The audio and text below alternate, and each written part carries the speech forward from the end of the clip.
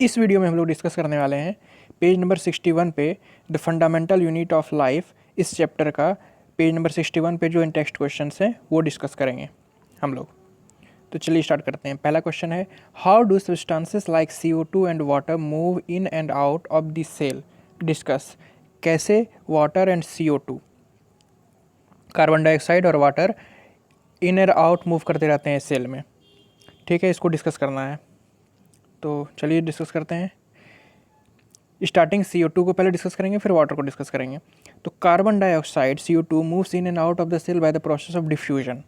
Diffusion के process के कारण CO2 सेल्स में अंदर बाहर मूव करता है। Diffusion involves movement of molecular from higher concentration to lower concentration across the plasma membrane.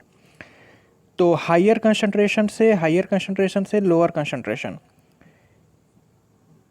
इस मूवमेंट में डिफ्यूज़न यूज़ होता है, डिफ्यूज़न रोल प्ले करता है। इसलिए कार्बन डाइऑक्साइड को मूव इन एंड आउट करने के लिए डिफ्यूज़न प्रोसेस का यूज़ करना पड़ता है। वहीं water moves in and out by of the cell by osmosis. तो ऑस्मोसिस क्या होता है? लोअर कंसंट्रेशन से हायर कंसंट्रेशन में मूवमेंट के लिए ऑस्मोसिस यूज होता है। Osmosis the movement of water और solvent through semi permeable membrane from a solution of lower concentration of the solute to a solution of higher concentration of the solute to which the membrane is relatively impermeable.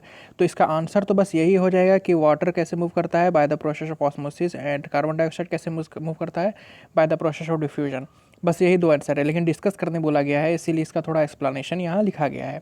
आप लोग चाहे तो explanation भी लिख सकते हैं और लिखने से सही होगा, अच्छे मार्क्स मिलेंगे। सेकंड क्वेश्चन है इसी पेज पे, why is the plasma membrane called a selectively permeable membrane.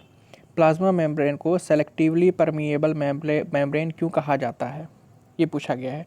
तो चलिए इसका एक्सप्लेनेशन देखते हैं। Plasma membrane is called selectively permeable membrane because it allows the movement of only selected molecules across it, and it also prevents the entry and exit of other substances.